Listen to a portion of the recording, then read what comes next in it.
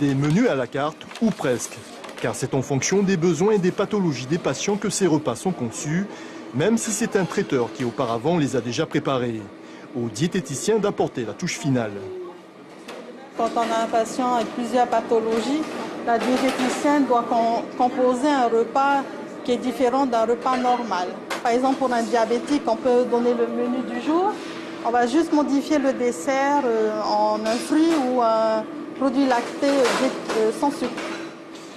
À cela s'ajoute l'œil inquisiteur du chef de cuisine. Il contrôle tout, d'abord l'hygiène, mais surtout la température des aliments.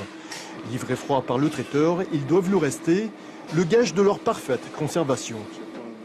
Par rapport à la liaison chaude, on est tributaire du délai thermique.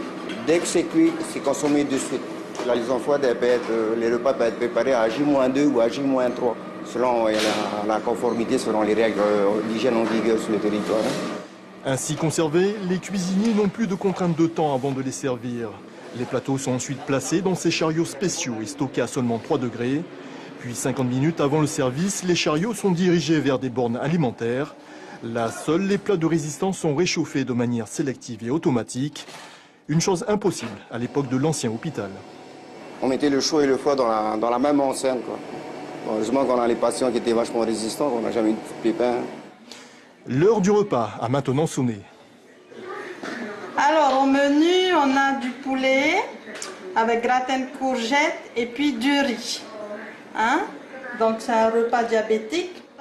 Appétissant, sauf que certains patients lui reprochent un manque de saveur, en cause leurs mauvaises habitudes alimentaires. C'est un repas qui est adapté, c'est un repas équilibré, il n'y a pas de secret, c'est ni trop salé ni trop sucré. Seule consolation, du poivre et de la sauce pour salade, pauvre en sel évidemment.